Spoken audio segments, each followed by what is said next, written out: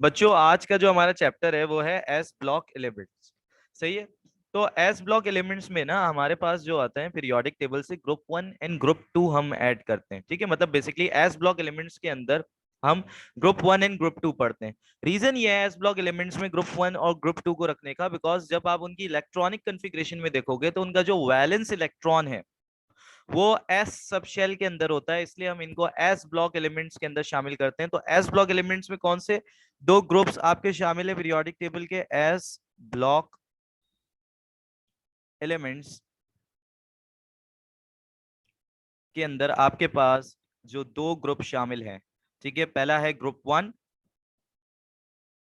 And दूसरा है group 2। अच्छा, इनसे रिलेटेड आप इनकी प्रॉपर्टीज, इनके आयनिक कंपाउंड्स के बारे में पढ़ोगे, इनके रिएक्शंस पढ़ोगे, मतलब बेसिकली इनकी पूरी केमिस्ट्री है। सही है। बड़ी डिटेल्ड है, इसमें बहुत सारी चीजें हैं, नाम याद रखने होते हैं अलग से कि यार इस कंपाउंड को आप क्या बोल रहे हो उसका। तो बेसिकली इसमें ना बच्चों को यही एडवाइस होती है कि बेटा इसको लिखो बार बार, और लिखने के साथ पढ़ो, जोर जोर से पढ़ो। जितना इसको रीड करोगे, जितना बेसिकली इसमें कलर्स भी आएंगे अभी आगे, फ्लेम कलर्स, इसमें सॉल्युबिलिटी की बात आएगी, थर्मल स्टेबिलिटी की बात आएगी, बहुत सारी बातें आएंगी जिसमें आपको ट्रेंड्स, फ्लेम कलर्स, ये सब याद करना होगा, मेमोराइज करना होगा। सही है। एक्सप्लेनेशन है इनके पीछे, लेकिन द पॉइंट इज के एट द एंड आपको ये चीजें याद ही करनी पड़ेगी, तो आपको इजीली ये चीजें, ठीक है। तो मेमोराइज, मेमोरी का काम बड़ा बहुत ज्यादा है इसके अंदर। तो अभी से मैं ये कहूंगा कि इसके नोट्स जरूर बनाओ, नोट्स बनाओ अपने पास, और नोट्स बना के इसको ना क्या बोलते हैं, बार बार रीड करो। बार बार जितनी दफा इसको रिवाइज करोगे ना इन चैप्टर्स को, उतना अच्छा रहेगा। से और इसमें बिल्कुल डायरेक्ट क्वेश्चन आते हैं, सॉल्युबिलिटी, थर्मल स्टेबिलिटी से रिलेटेड। बहुत रेयर होता है कि बहुत ज्यादा ट्रिक किया हो, लेकिन इसमें बिल्कुल डायरेक्ट क्वेश्चन आते हैं। बोल देंगे आपको चार कार्बोनेट्स दे देंगे, बोलेंगे बताओ कौन सा डीकंपोज होगा। फिर चार कार्बोनेट्स दे देंगे, बोलेंगे थर्मल स्टेबिलिटी के ऑर्डर में अरेंज कर दो। इसी तरह इसमें कैस्टनर कैलनर रिएक्शंस आपको दे देंगे। Basically point two point question आते हैं, ना ज्यादा ये ट्रिक करते हैं, इसमें घुमाते नहीं है इतना। आप लोगों ने जो बता रहा हूँ, जो नोट्स बता रहा हूँ, उसी तरह बिल्कुल इसको सिंपल इसी वे में उतारना है और रिवाइज करना है। मेन मेन बातें जो मैं बता रहा हूँ वो पूरी मैंने यहाँ समराइज की हुई है, देख लो। अभी तो सुनो, ग्रुप 1 एलिमेंट्स को आप कहते हो अल्कली मेटल्स। ग्रुप 1 एलिमेंट्स का बेसिकली आप इनको क्या नाम देते हो? Alkali metals.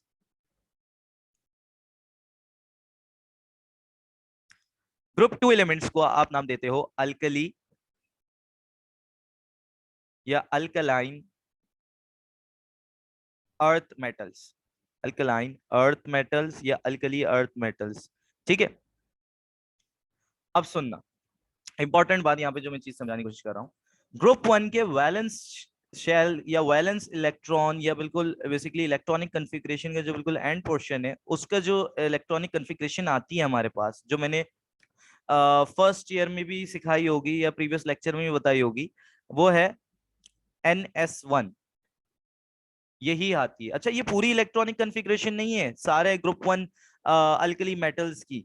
ये बेसिकली मैं बता रहा हूँ एंड में इसी तरह आएगा। सही है। इलेक्ट्रॉनिक कन्फिग्रेशन में बिल्कुल एंड में इसी तरह आएगा, NS1 करके। सही है।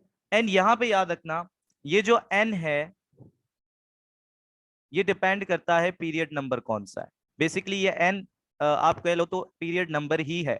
ठीक है। अब अगर मैं बात करूं, थोड़ा सा गौर करना। ठीक है, अल्कली मेटल्स में हम जाते हैं।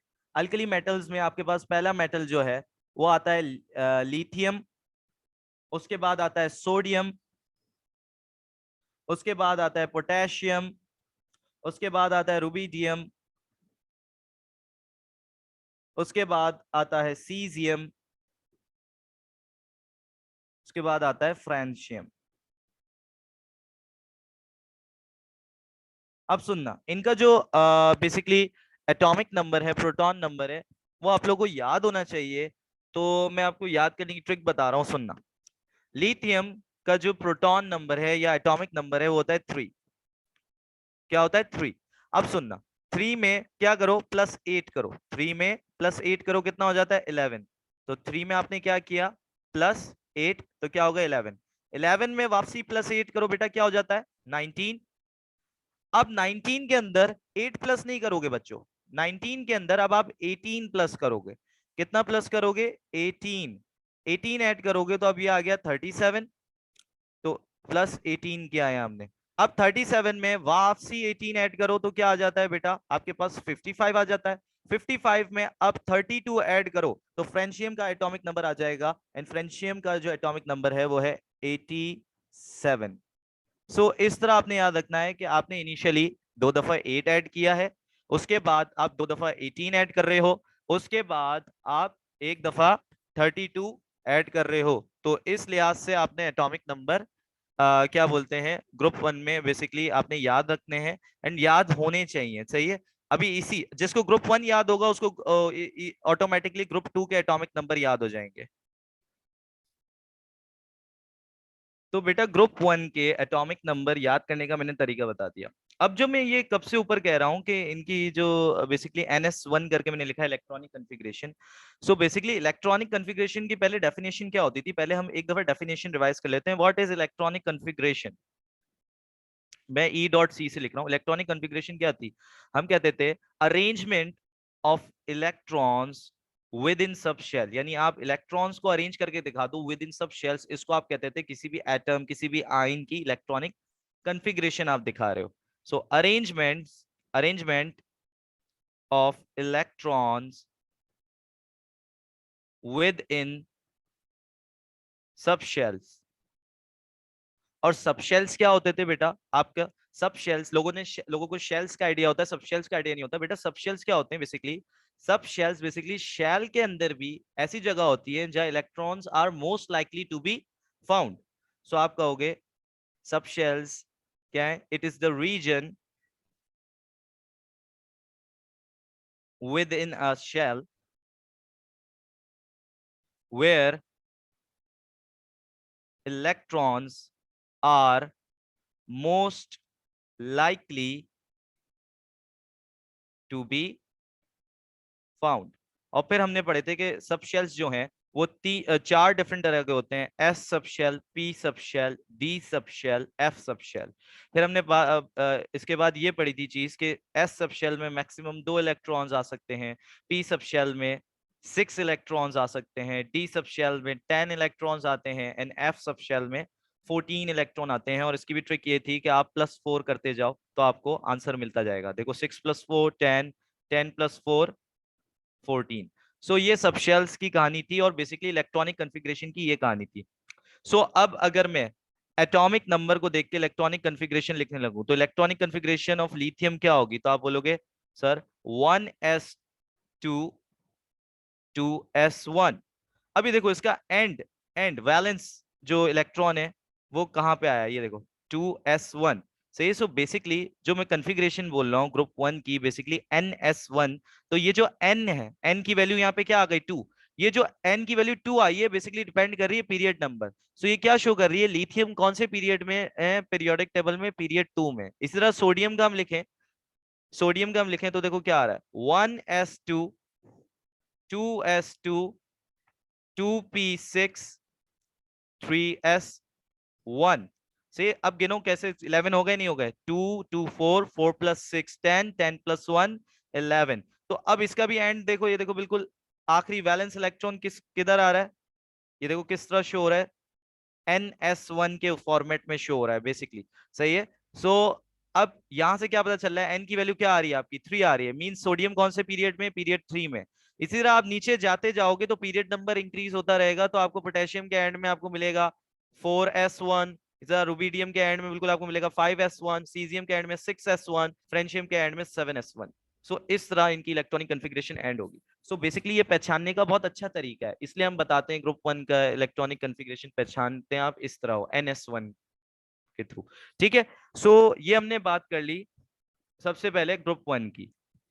अब ग्रुप वन में बेटा एक और बात जो आप लोगों ने क्या बोलते हैं ग्रुप वन में नहीं, बेसिकली अब हम ग्रुप टू पे आ रहे हैं। तो अभी हमें ग्रुप टू में हमने जो बेसिकली डिटेल देखनी है तो वो ये देखनी है कि जिस तरह मैंने इसका बताया इलेक्ट्रॉनिक कन्फिग्रेशन का, बेटा ग्रुप टू के अंदर इलेक्ट्रॉनिक कन्फिग्रेशन जो एंड होती है वो NS2 पे होती है। सही है। और यहाँ पे भी n क्या सिग्निफाई कर रहा है, क्या बता रहा है? पीरियड नंबर बता रहा है। या अगर आपको n पता लगाना है तो आप उस क्या बोलते हैं एलिमेंट का, ग्रुप टू के एलिमेंट का आप क्या देख लो? पीरियड नंबर देख लो। ठीक है। अच्छा, अब यहाँ पे अल्कलाइन अर्थ मेटल्स के अंदर जो आपके एलिमेंट्स होते हैं वो हैं बेरिलियम Be, फिर है मैग्नीशियम Mg, फिर होता है कैल्शियम Ca, फिर होता है स्ट्रोंटियम Sr, फिर उसके बाद अगला होता है बेरियम Ba, फिर होता है रेडियम। अब सुनना गौर से, इनके एटॉमिक नंबर याद करने का सिंपल तरीका ये है कि देखो ये 3 है लिथियम, तो भाई 3+1 बेरिलियम का क्या हो जाएगा 4, नेबर है ना बिल्कुल। तो आपके पीरियोडिक टेबल में जो एलिमेंट्स अरेंज होते हैं वो इंक्रीजिंग प्रोटॉन नंबर या एटॉमिक नंबर के उसमें पैटर्न के उसमें अरेंज होते हैं। सो ये ट्रिक याद करने की, सोडियम का 11 है, 11+1 तो मैग्नीशियम का 12 हो गया, पोटेशियम का 19 है तो कैल्शियम का क्या हो जाएगा बेटा 20, रुबिडियम का 37 है तो स्ट्रोंटियम का 38 हो जाएगा, और इसी तरह आगे चल जाओ, सीजियम का 55 है तो बेरियम का 56 हो जाएगा, एंड फ्रेंशियम का 87 और इंडियम का 88 हो जाएगा। सही है। सो ये इस तरह एटॉमिक नंबर याद करने की ये ट्रिक्स हैं जो मैंने बताई है बेटा। एंड यहाँ पे भी बेरिलियम का आप इलेक्ट्रॉनिक कन्फिग्रेशन लिखो तो क्या लिखेंगे 1s2 2s2। देखो वैलेंस वैलेंस इलेक्ट्रॉन कहां पे एंड हो रहे हैं ns2 पे, ठीक है। अब थोड़ा सा इधर गौर करना, 1s2 2s2 2p6 3s2। तो देखो इसकी इलेक्ट्रॉनिक कन्फिग्रेशन बिल्कुल एंड पे फोकस करो, यहाँ पे क्या है ns2 की फॉर्म में आई। सही है। अब ये इसका मतलब क्या है, magnesium is in period 3, beryllium is in period 2, इस तरह कैल्शियम पीरियड 4 में होगा और नीचे, तो इसकी इलेक्ट्रॉनिक कन्फिग्रेशन किस पे एंड होगी 4s2 पे, स्ट्रोंटियम की 5s2 पे, और इस तरह आप नीचे बाकी आगे की भी पता लगा लोगे। सो ये छोटी मतलब बेसिकली थोड़ी थोड़ी बेसिकली इनिशियल डिटेल्स थी अबाउट ग्रुप 1 एंड ग्रुप 2, जो आप लोगों को पहले पता भी होनी चाहिए थी, और आगे पढ़ने के लिए आगे बढ़ने के लिए हमें ये छोटी मोटी डिटेल्स थोड़ी सी हमें इनका पहले से नो हाउ होना चाहिए। अब हम ग्रुप 1 के बारे में, ठीक है। अच्छा इनिशियली इस लेक्चर में मैंने जैसे बताया कि अभी हम सारी जो ना कंबाइन करके बात पढ़ रहे हैं, यानी ग्रुप 1 एंड ग्रुप 2 की जो बेसिकली प्रॉपर्टीज और सारी बातें जो सेम है कॉमन है उन सब के बारे में हम पढ़ रहे हैं, ठीक है। फिर अलग से फर्दर हम इस चैप्टर को डिवाइड कर देंगे alkali metals and alkaline earth metals में, उसमें फिर हम स्पेसिफिकली अल्कली मेटल से रिलेटेड रिएक्शंस के बारे में पढ़ेंगे, प्रॉपर्टीज के बारे में पढ़ेंगे, बहुत सारी चीजों के बारे में पढ़ेंगे, और इसी तरह अल्कलाइन अर्थ मेटल्स के हिसाब से अभी जो कॉमन चीजें हैं वो हम सब पढ़ते जा रहे हैं। अच्छा एक और बात याद रखना, यहाँ पे जो फ्रेंशियम है और ये जो रेडियम है ये दोनों रेडियो एक्टिव है, ये दोनों रेडियो एक्टिव है। तो यहाँ स्टेरिक बना लो उसके ऊपर, ठीक है, स्टेरिक से इसी क्रॉस बना लिया मैंने, स्टेरिक बना लो, स्टेरिक बना लो उसके ऊपर, और यहाँ लिख लो स्टेरिक का मीन्स है यहाँ radio active element, radio active elements.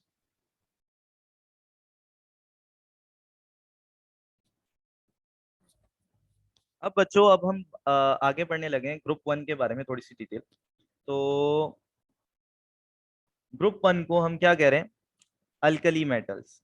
Group 1 को अल्कली मेटल्स, तो बहुत सारी चीजें ना बेटा नाम में ही छुपी होती हैं, और आपको इजीली क्या बोलते हैं, अगर आपको नाम पता है तो आप इजीली चीजें जब फंस जाओ, जब चीजें याद नहीं आ रही हो तो आपको वापसी याद आ सकती हैं अगर आपने सही तरह डिटेल में पढ़ा हो। अब सुनना, अल्कली किसको कहते हो आप, अल्कली उन बेसिस को कहते हो जो सॉल्युबल होती है, वाटर सॉल्युबल होती है। सो अल्कली का क्या मीनिंग होता है बेटा, alkali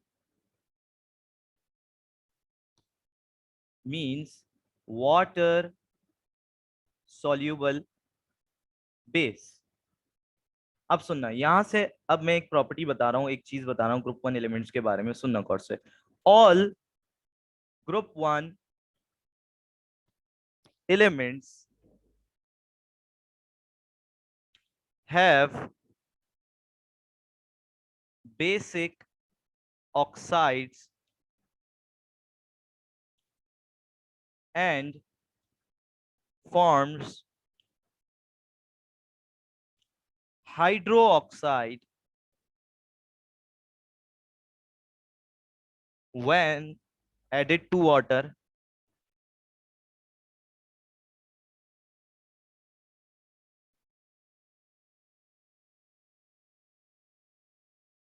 which are also basic।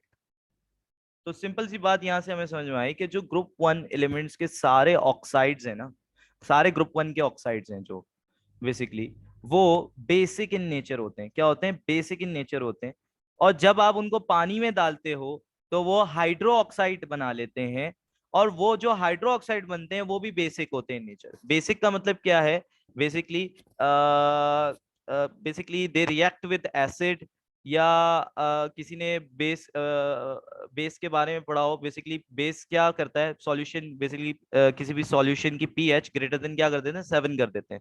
So basically सिर्फ अल्कली मेटल्स से आपने याद रखना है कि अल्कली से याद रखना है कि अल्कली वर्ड का क्या मतलब है? Water soluble base. So basically जितने भी ग्रुप वन एलिमेंट्स हैं उनके ऑक्साइड्स क्या है? बेसिक इन नेचर है। सही है। जब आप इनको एसिड से रिएक्ट करवाओगे ना, ये एज अ बेस बिहेव करेंगे। सही है। और जब आप इन बेसिक ऑक्साइड्स को, सारे ग्रुप वन ऑक्साइड्स को पानी में मिला दोगे तो होगा क्या? हाइड्रो ऑक्साइड बना लेंगे। जो जिनका भी हाइड्रो ऑक्साइड जो बनाएंगे उनका भी नेचर क्या होगा? बेसिक ही होगा। सही है। अब मैं एग्जांपल दे देता हूं। मैं सोडियम ऑक्साइड ले लेता हूं, Na2O। सही है। इसको मैं पानी में मिलाऊंगा तो क्या बन जाएगा? Sodium hydro oxide, NaOH। सही। तो मैं यही बात कह रहा हूं। ठीक है। और सोडियम ऑक्साइड बोलो या सोडियम हाइड्रो ऑक्साइड बोलो, दोनों क्या है? बेसिक इन नेचर है। और मैं सोडियम हाइड्रो ऑक्साइड की अप्रोक्सीमेट पीएच आपको बता देता हूं। सोडियम हाइड्रो ऑक्साइड की approximate pH 7 is neutral pH. सही है। लेकिन आप ये देखो, जो पीएच 7 से ग्रेटर होने लगती है उसको आप कहते हैं कि मीडियम या सॉल्यूशन क्या हो रहा है? अल्कलाइन हो रहा है। सही। तो देखो इसकी कितनी ज्यादा है। सही है। 14 के बिल्कुल करीब करीब है। तो बहुत ज्यादा इस क्या बोलते हैं? स्ट्रॉन्ग बेस है NaOH, सोडियम हाइड्रो ऑक्साइड। अच्छा, अब हम ग्रुप टू के बारे में बात करते हैं थोड़ी सी डिटेल। मैंने यहाँ ग्रुप वन रेड से लिखा है। ग्रुप टू,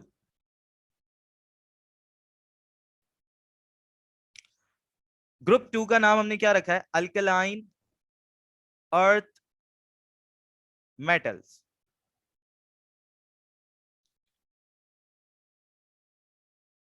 तो इनके बारे में भी एक पॉइंट याद रखना कि इनका भी जो ऑक्साइड्स है एंड हाइड्रो ऑक्साइड्स हैं वो बेसिक इन नेचर है।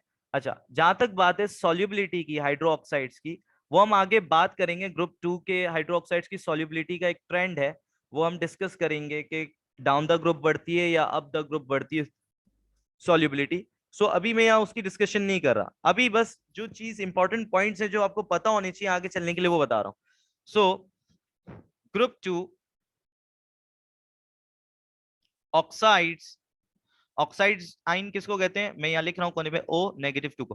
Group two oxides and hydro oxides, hydro oxides क्या? OH नेगेटिव को कहते हैं। सही है। So group two oxides and hydro oxides are basic in nature.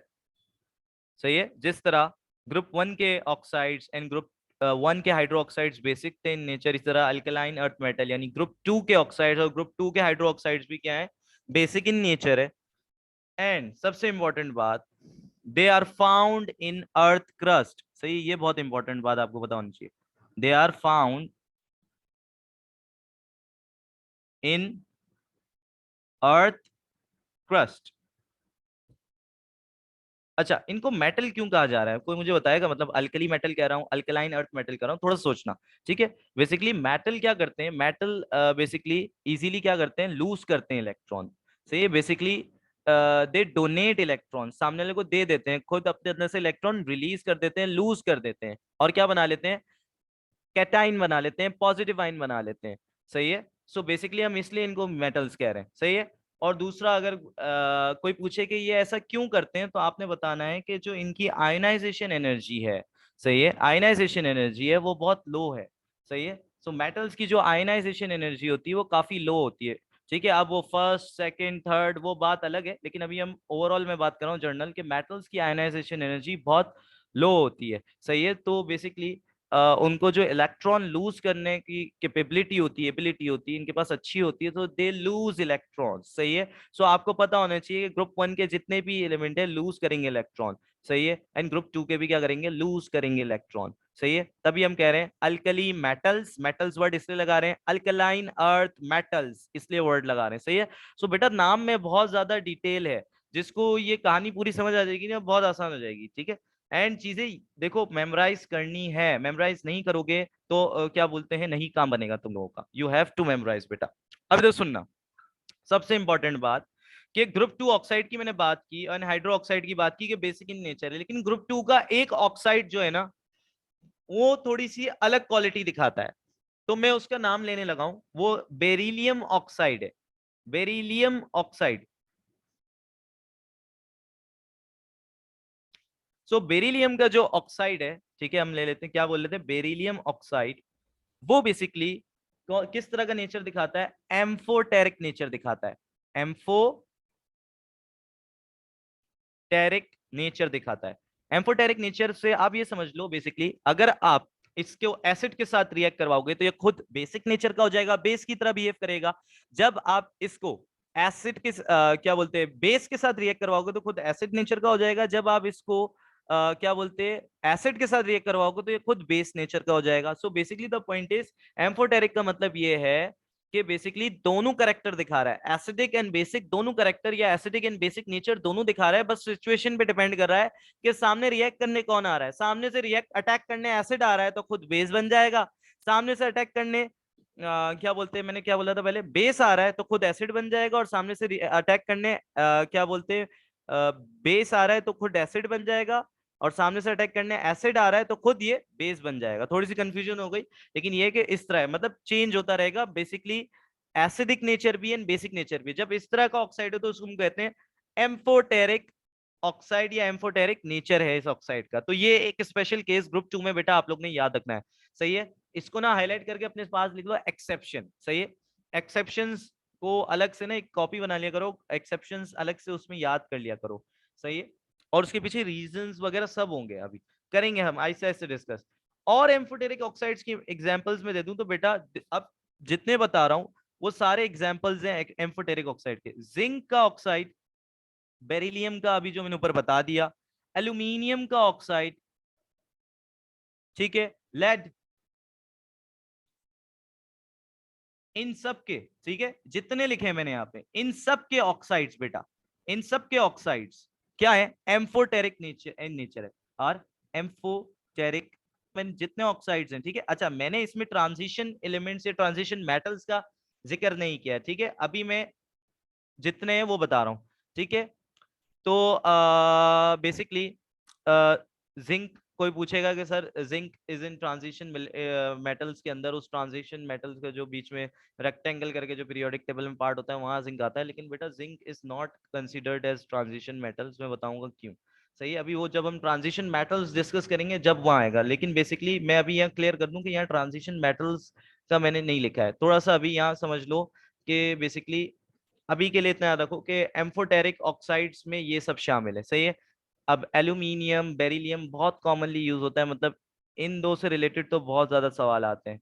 सही है, एंड जिंक को भी थोड़ा बहुत शामिल कर लो, जिंक को भी बहुत ज्यादा पूछा जाता है और बच्चों को नहीं पता होता है कि ये एम्फोटेरिक ऑक्साइड्स है। सही है, अच्छा, अगर एम्फोटेरिक ऑक्साइड्स है तो एसिड और बेस दोनों से रिएक्ट कर रहा है, तो हम बेरिलियम ऑक्साइड्स के रिएक्शन देख लेते हैं।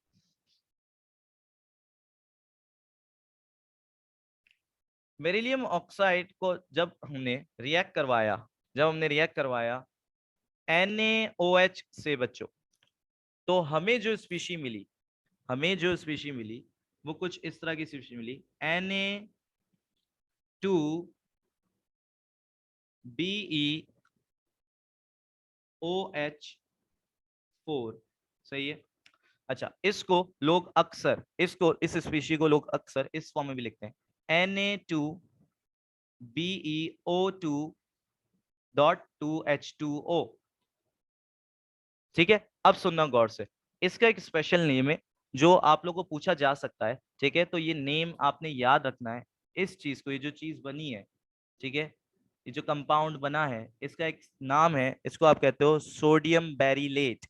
Sodium beryllate.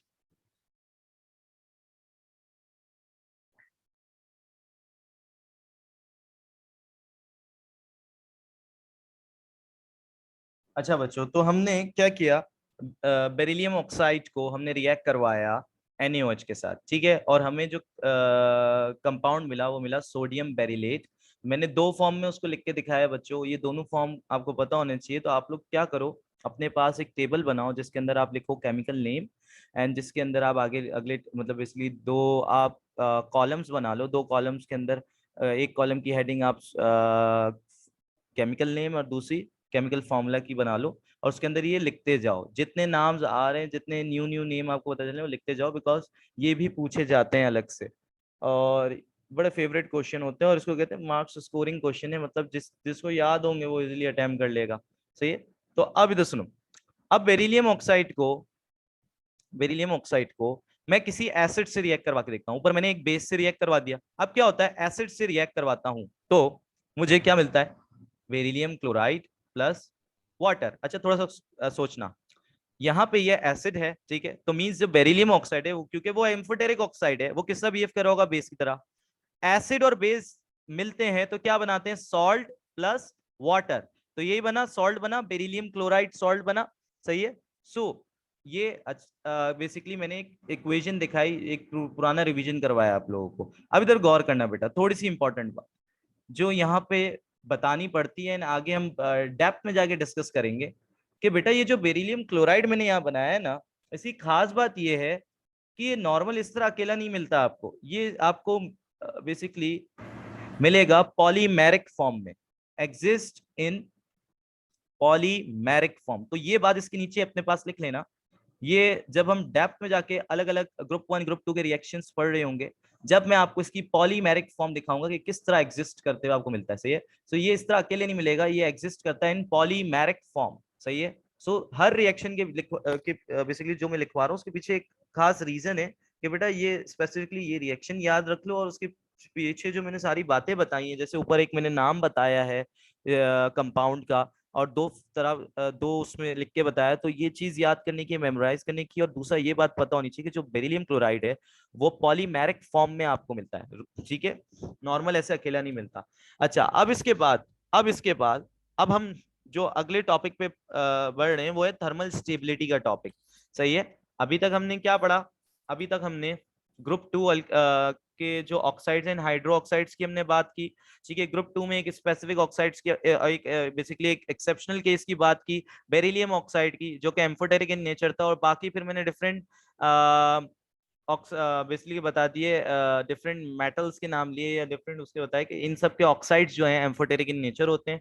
फिर मैंने एक और बात क्लियर कर दी बेटा, कुछ ट्रांजिशन मेटल्स के भी oxide in basically certain oxidation state amphoteric nature के होते हैं, तो वो मैंने यहाँ नहीं लिखे। सही है। और फिर जिंक की मैंने स्पेसिफिकली बात की कि भाई जिंक आपको ट्रांजिशन मेटल के उस ब्लॉक के अंदर नजर आता है, पर जिंक को आप ट्रांजिशन मेटल कंसिडर नहीं करते बेटा। उसके पीछे भी रीजन थे जो हम ट्रांजिशन मेटल्स में डिस्कस करेंगे। अच्छा, फिर हमने क्या बात की कि जो ग्रुप 2 के ऑक्साइड्स एंड हाइड्रो ऑक्साइड्स हैं वो बेसिक इन नेचर, ग्रुप 1 के भी oxides and hydro oxides basic in nature. जब आप ग्रुप 1 के ऑक्साइड को पानी में मिलाते हो तो वो हाइड्रो ऑक्साइड बना लेते हैं। इसके अलावा फिर हमने ये बेसिकली याद करना सीखा, किस तरह याद करना है, और इसके बाद हमने नाम देखे और इलेक्ट्रॉनिक कॉन्फ़िगरेशन के बारे में थोड़ी सी डिस्कशन की। तो अभी तक ये हमने किया है पूरा। ठीक है। ओवरव्यू।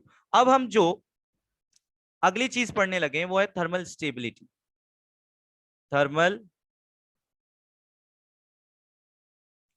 स्टेबिलिटी।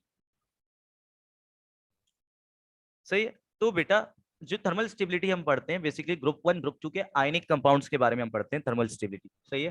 कि उनके आयनिक कंपाउंड बेसिकली हीट के सामने कितना स्टेबल है। सही है। जो आयनिक कंपाउंड जितनी जल्दी ब्रेक हो गया, डिकम्पोज हो गया हीट देने पे, वो उतना थर्मली लेस स्टेबल है। और जो जितनी देर से डिकम्पोज हुआ, उसने हीट बर्दाश्त कर ली, हीट रेसिस्ट बेसिकली उसने रेसिस्ट कर ली, सो वो उतना थर्मली स्टेबल है।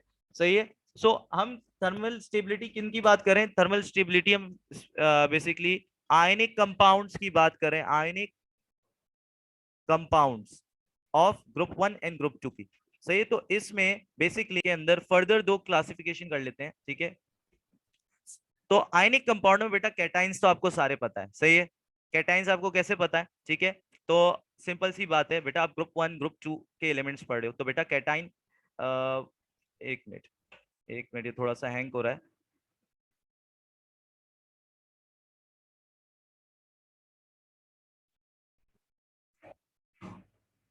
सही है। तो बेटा मैं क्या कह रहा था कि हम यहाँ पे आयनिक कंपाउंड को on the basis of anion discuss करेंगे, कैटाइन क्यों डिस्कस नहीं करेंगे बेटा? कैटाइंस आपको पता है, सही है।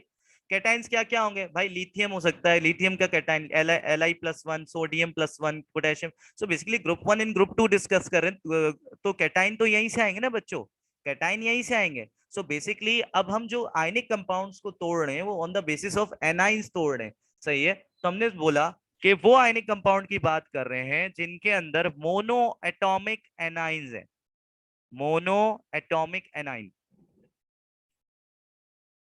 एनाइन क्या कहते हैं? नेगेटिव आयन को कहते हैं, सही है। सो मोनो एटॉमिक एनाइन का मतलब ये है कि ऐसा एनाइन जिसमें सिर्फ एक ही एटम हो। अब उनकी एग्जांपल ले लेते हैं, जैसे ऑक्साइड, सही है, एक ही एटम है।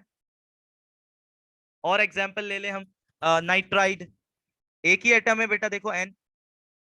और एग्जांपल ले मोनो एटॉमिक एनाइन की, तो हम ले लेते हैं हैलाइड्स सारे, जिसमें फ्लोराइड, क्लोराइड, ब्रोमाइड, आयोडाइड, सही, ये सारे आ रहे हैं, हेलोजेंस की फैमिली आ रही है पूरी यहाँ पे, सही है। तो हैलाइड्स आइंस बनते हैं हेलोजन से, सही है, तो इनको क्या नाम देते हैं हम? हैलाइड्स। और एग्जांपल ले लो मोनो एटॉमिक एनाइंस की, फॉस्फाइड,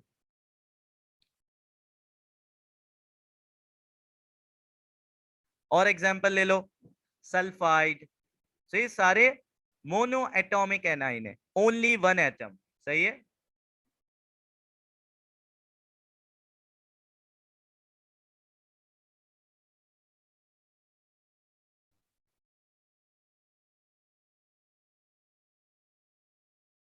अच्छा, तो बेटा जब इस तरह के सॉल्ट बनेंगे, अच्छा मैं पहली बात क्लियर कर दूं कि आप क्या बोलते हैं, जो है ना ग्रुप 1 एंड ग्रुप 2 के मैं ट्रेंड्स बता रहा हूँ, सही है। अब ऐसा नहीं है कि एक सॉल्ट तुमने ले लिया, एक आयनिक कंपाउंड ले लिया सोडियम ऑक्साइड, और दूसरा तुमने ले लिया पोटेशियम नाइट्राइड, सही है, नहीं।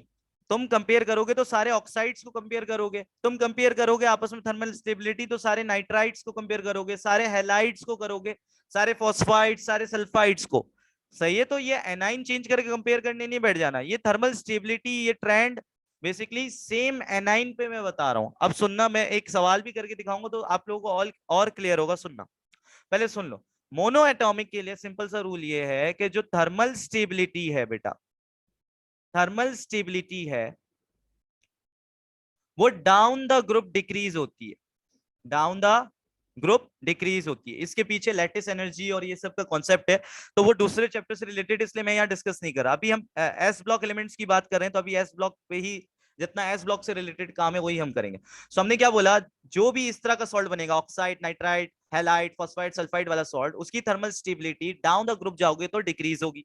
अब मैं एक एग्जांपल लेता हूं, ठीक है, तुम आप लोग ने कंपेयर करना है, ठीक है, इनको अरेंज करना है on the basis of thermal stability. मैंने बोला मेरा जो पहला कंपाउंड है वो है लिथियम नाइट्राइड, Li3n। दूसरा कंपाउंड जो है वो है पोटेशियम नाइट्राइड, एंड तीसरा कंपाउंड जो है सोडियम नाइट्राइड।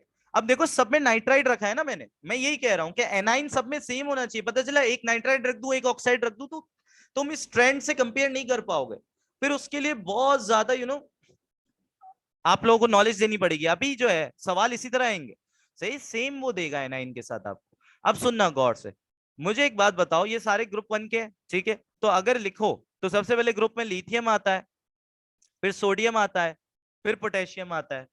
तो अगर थोड़ा सा हम फोकस करें तो हमने क्या बात की कि जब कभी भी मोनो एटॉमिक एनाइन लगा हुआ है तो thermal stability down the group जाओगे तो क्या होती रहेगी? डिक्रीज होती रहेगी। यानी डाउन द ग्रुप जाओगे तो इनके नाइट्राइड्स की थर्मल स्टेबिलिटी क्या होती रहेगी? डिक्रीज होती रहेगी। यानी ज्यादा थर्मल स्टेबल कौन होगा? लिथियम, उसके बाद सोडियम, और सबसे लेस थर्मल स्टेबल कौन सा होगा? पोटेशियम।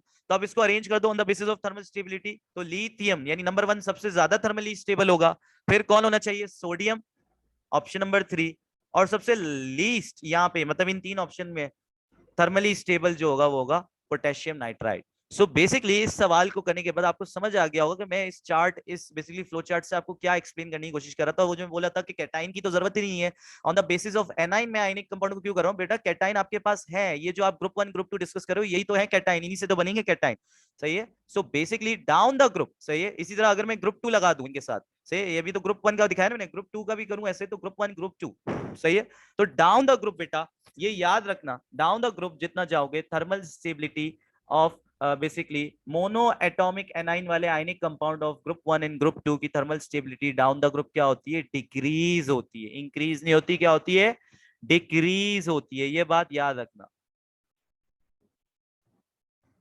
अब हम बात करते हैं basically thermal stability of ionic compound जिसमें पॉली एटॉमिक एनाइंस है आपके पास, सही है, पॉली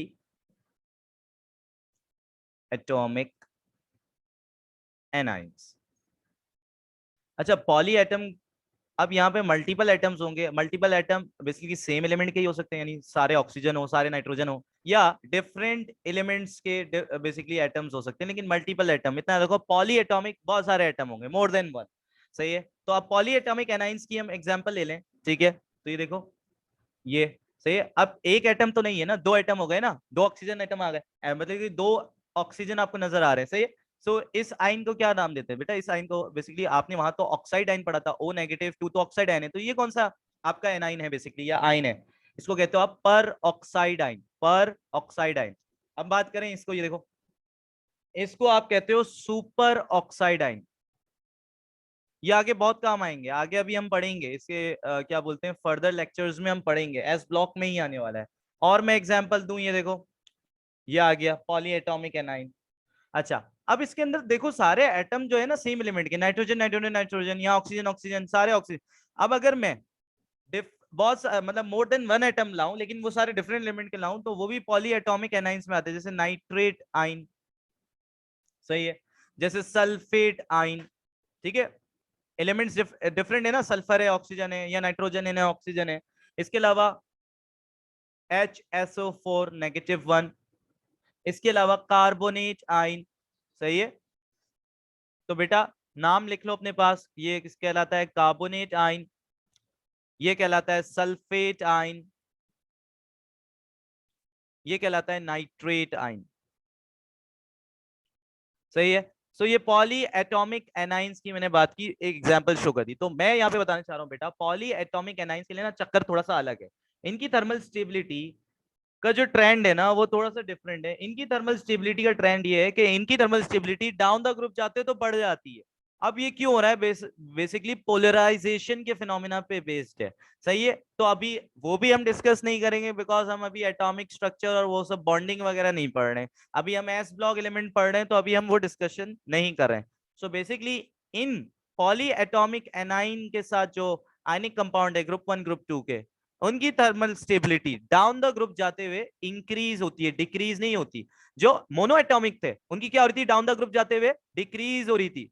यहाँ पे क्या हो रही है, thermal stability down the group जाते हुए क्या हो रही है बेटा, इंक्रीज हो रही है, डाउन द ग्रुप इंक्रीजेस,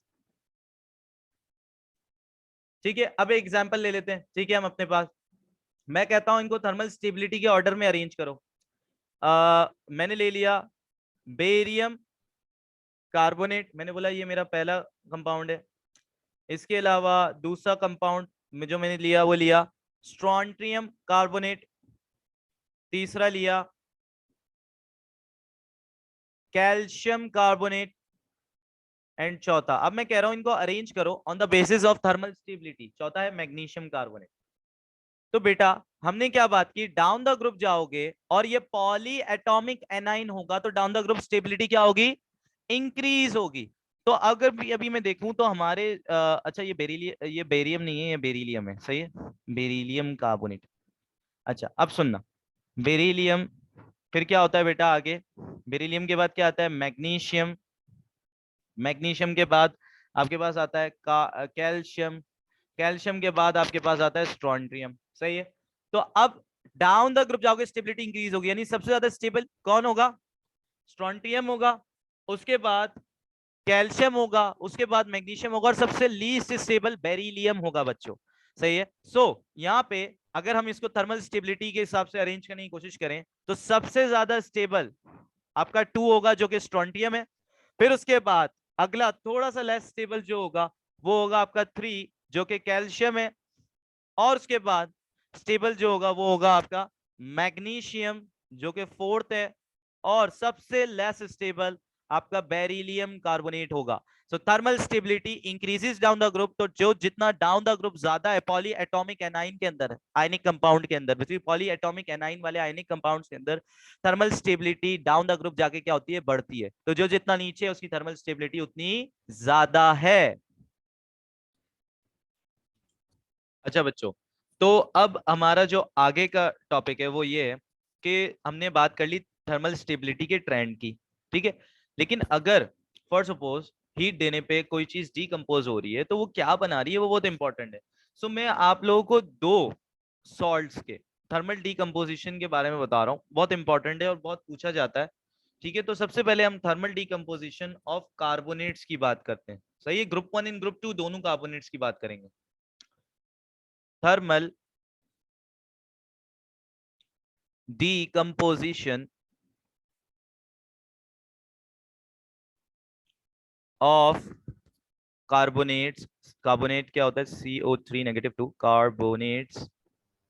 ठीक है, सबसे पहले हम बात करते हैं ग्रुप 1 कार्बोनेट्स की बेटा।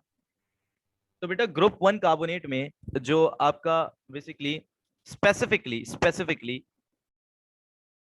लिथियम का जो कार्बोनेट है ग्रुप 1 के अंदर वो आपको थर्मली डीकंपोज होता नजर आता है। ठीक है, यानी लिथियम का कार्बोनेट जब आप डीकंपोज करोगे तो आपको क्या मिलेगा, ऑक्साइड मिलेगा, और उसके साथ क्या निकलेगी, कार्बन डाइऑक्साइड गैस निकलेगी। सो स्पेसिफिकली मैंने लिथियम का क्यों लिखा बेटा, ये मैं बात कर रहा हूँ लैब टेम्परेचर, यानी लैब में जो मैक्सिमम टेम्परेचर जो मैं पहुंच सकता हूँ ना, उस रेंज के अंदर मुझे नजर आता है कि ग्रुप 1 के अंदर जो लिथियम का कार्बोनेट है वो थर्मली डीकंपोज हो पा रहा है। बाकी जो अदर ग्रुप 1 कार्बोनेट्स हैं वो बहुत ज्यादा स्टेबल हैं, हाई टेम्परेचर देने के बावजूद भी बहुत ज्यादा स्टेबल है, वो डीकंपोज नहीं हो रहे। तो बच्चों का सवाल होता है कि सर क्या वो कभी डीकंपोज नहीं होंगे? नहीं बेटा, डीकंपोज होंगे, but at a very very very high temperature. जो बोलते हैं ना, बहुत ज्यादा हाई टेम्परेचर दोगे जब जाके हो सकता है वो थोड़े बहुत डीकंपोज हो जाए। ठीक है, सो बेसिकली क्या बोलते हैं, आप लोगों को ये पता होना चाहिए कि सिर्फ लिथियम ग्रुप 1 में लिथियम कार्बोनेट ऐसा कार्बोनेट है जो लैब टेम्परेचर पे क्या हो जाता है, डीकंपोज हो जाता है। ठीक है, बाकी जो कार्बोनेट्स हैं बाकी जो कार्बोनेट्स हैं ग्रुप 1 के वो थर्मली स्टेबल हैं। आप लोग की भी सिलेबस की ये रिक्वायरमेंट है कि बच्चों को ये कहा जाता है कि बच्चों को ये बताना है कि वो थर्मली स्टेबल हैं, लेकिन बच्चों के जहन में ये बात आती है कि क्या कभी वो डिकम्पोज नहीं होंगे? बेटा, एक हम बात कर रहे हैं कि जितना हम लैब्स और इन जगहों पे टेम्परेचर पे पहुंच पाए, विद इन दैट लिमिट हम बेसिकली ग्रुप 1 कार्बोनेट हमने बाकी जो देखे वो इतनी हाई टेम्परेचर इतनी हाई हीट पे थर्मली क्या है, स्टेबल है, सिवाय लिथियम कार्बोनेट के। सही तो, लेकिन ये कि बहुत ज्यादा बहुत ज्यादा बहुत ज्यादा बहुत ज्यादा हाई टेम्परेचर दोगे बेटा तो हो सकता है कि बाकी ग्रुप 1 कार्बोनेट्स भी इसी तरह थर्मली डीकंपोज हो जाए। तो थर्मली डीकंपोजिशन में क्या बन रहा है, इधर देखो, कार्बोनेट डीकंपोज हो रहा है और एक ऑक्साइड बन रहा है, उसके साथ कार्बन डाइऑक्साइड गैस बेसिकली निकल रही है। ठीक है, अब जब मैंने पूरी बात लिखी तो उसको देख लो, मतलब बेसिकली जो मैंने बोली उसको लिख लेते हैं एक दफा। Other group 1 carbonates are stable to heat even at high temperature। ठीक है, और आगे लिख लो लैब टेम्परेचर। बेसिकली क्लियर कर दूं, ऐसा नहीं है कि बिल्कुल नहीं डीकंपोज होंगे, थोड़ा बहुत डीकंपोज हो सकते हैं लेकिन बहुत ज्यादा हाई टेम्परेचर पे।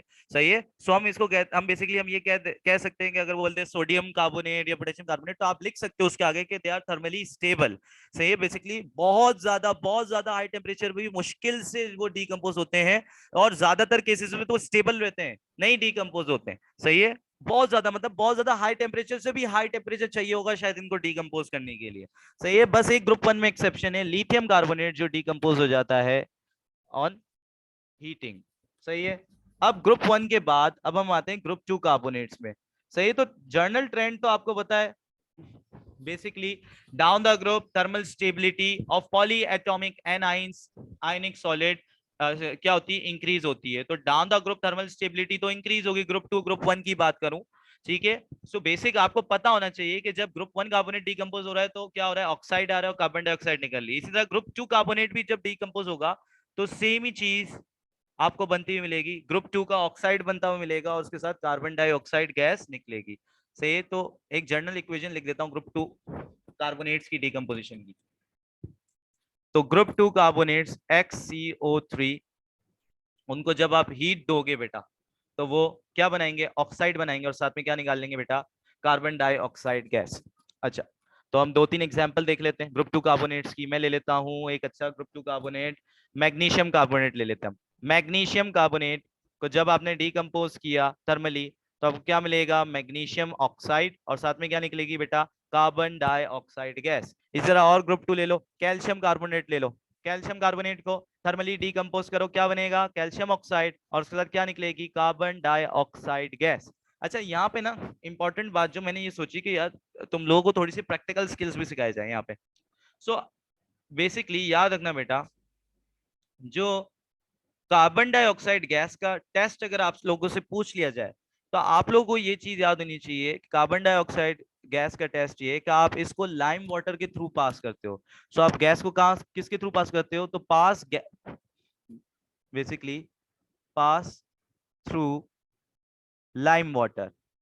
अच्छा, लाइम वाटर लींबू पानी नहीं है बेटा, सही है। बहुत लोगों की कंफ्यूजन होती है लींबू पानी है, बेटा लींबू पानी नहीं है ये कैल्शियम हाइड्रो ऑक्साइड है।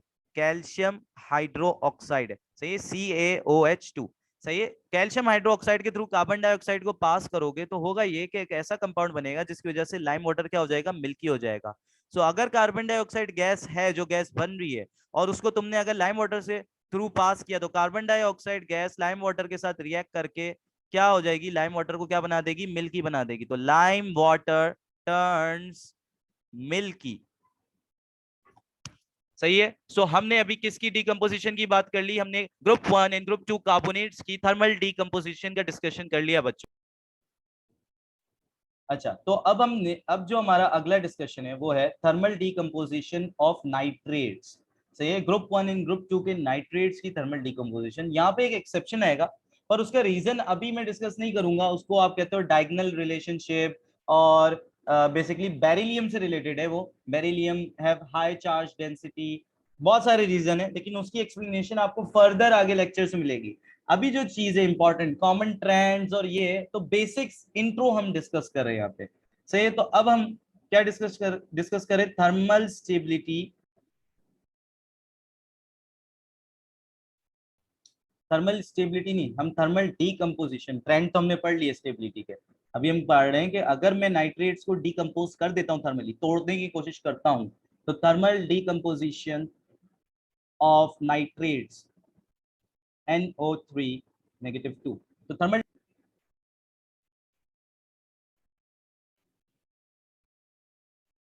अच्छा एक और एक्सेप्शन है लिथियम का भी, सही है। बेरिलियम का तो अभी डिस्कस नहीं होगा लेकिन लिथियम का मैं आप लोगों को भी एक्सेप्शन बताऊंगा। लिथियम का भी एक्सेप्शन बेसिकली डायगोनल रिलेशन है, डायगोनल रिलेशन, सही है। अभी वो मैं डायगोनल वाइगनल की बात नहीं करूंगा, अभी सिर्फ मैं बताऊंगा कि वो क्या दिखाते हैं, अलग से क्या चीज दिखाते हैं, थोड़ा सा देखना। ग्रुप 1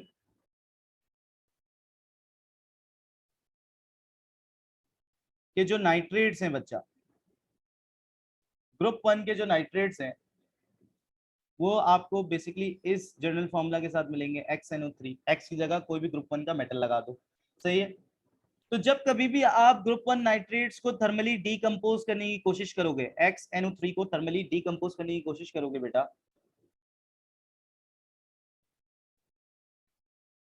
तो आपको क्या मिलेगा, XNO2 और उसके साथ निकलेगी ऑक्सीजन गैस। अब एक एग्जांपल ले लेते हैं, पोटेशियम नाइट्रेट डीकम्पोज करो थर्मली, क्या बनेगा, पोटेशियम नाइट्राइट और उसके साथ क्या निकलेगा, ऑक्सीजन। ये नाइट्राइट है, NO2- पर नाइट्राइट कहलाता है।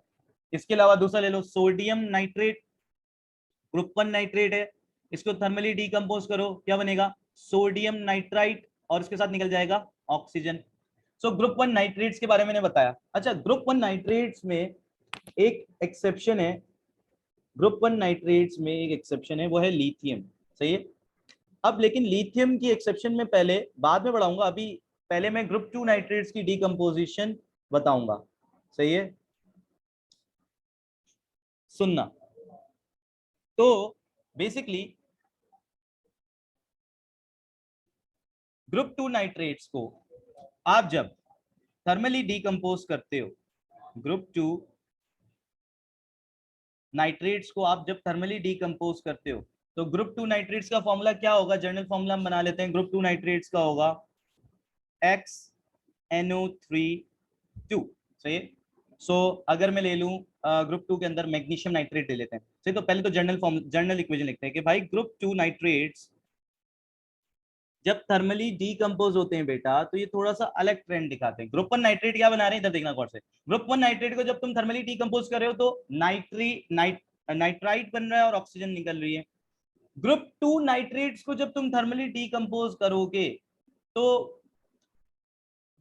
एक मतलब बेसिकली तीन चीजें बनेगी। सही, एक तो ऑक्साइड बनेगा, उसके साथ नाइट्रोजन ऑक्साइड निकलेगी। सही है, और सबसे एंड में साथ में क्या निकलेगी, नाइट्रोजन ऑक्साइड नहीं, नाइट्रोजन डाइऑक्साइड, और उसके साथ क्या निकलेगी, ऑक्सीजन गैस निकलेगी। सही है। अच्छा, अब एक और बात याद रखना, ग्रुप 2 नाइट्रेट्स को अगर बैलेंस करना है, इनकी इक्वेशन को बैलेंस करने का सिंपल सा तरीका ये है बेटा। इनकी इक्वेशंस को बैलेंस करने का मेरे टीचर्स अपने जमाने में मुझे तरीका सिखाते थे। इस तरह बैलेंस कर लो, लाइन से 2 2 4 लगा दो, 2 2 4, ऑटोमेटिकली क्या हो जाएगी, ये बैलेंस हो जाएगी। खुद गिन के देख लो। लेकिन 2 2 4 इस तरह लगाना कि पहले ऑक्साइड लिखा है, उसके बाद नाइट्रोजन डाइऑक्साइड गैस लिखी है, उसके बाद ऑक्सीजन लिखा है, तब 2 2 4 लगाना। पता चला ये जो तुम प्रोडक्ट बना रहे हो इनको आगे पीछे लिख दिया और फिर 2 2 4 लगा दिया तो गलत हो जाएगा बेटा। सही है। अब हम इक्वेशन लिख के देखते हैं जल्दी से। ठीक है, मैं ले लेता हूं मैग्नीशियम नाइट्रेट। सही है, मैग्नीशियम नाइट्रेट MgNO3 2 को थर्मली डीकंपोज करता हूं तो क्या बनेगा बेटा, मैग्नीशियम ऑक्साइड। इसके साथ क्या निकलेगा, नाइट्रोजन डाइऑक्साइड, और इसके साथ निकलेगा ये, आप बेसिकली इसके रंग से इजीली पहचान सकते हो, ये ब्राउन कलर की गैस होती है। जब अगर कोई बोले कि इस रिएक्शन की ऑब्जर्वेशन बताओ क्या ऑब्जर्व होगा, तो आप एक ऑब्जर्वेशन ये भी लिख सकते हो, brown gas evolve, brown gas evolve. सही है। अब अगर ये इक्वेशन बैलेंस करनी है तो सिंपल ट्रिक क्या है, सिंपल से फॉर्मूला क्या है बेटा, 2 2 4 हो गई बैलेंस इक्वेशन। अच्छा, अब मैंने यही बोला था कि मैं लिथियम की कहानी अभी इसलिए बता रहा क्योंकि पहले ग्रुप 2 की कहानी समझ लोगे तो लिथियम की कहानी आ जाएगी समझ।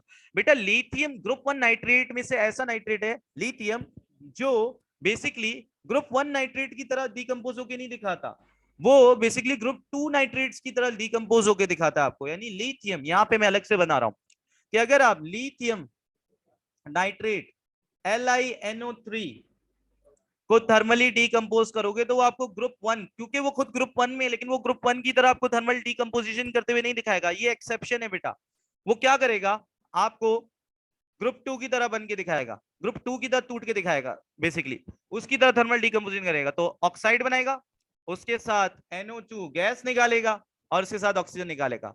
इसको भी बैलेंस करने का क्या फंडा है बेटा, 2 2 4, देख लो हो गई बैलेंस या नहीं हुई, हुई है बैलेंस या नहीं हुई है। मेरे ख्याल से 2 2 4 ये लिथियम हो गए 4, मेरे ख्याल से यहाँ बेसिकली यहाँ 2 2 4 नहीं आएगा, एक गलती हो गई हमसे, यहाँ पे आएगा 4 2 4 आएगा। सही है, क्या आएगा बेटा, 4 2 4। सही है।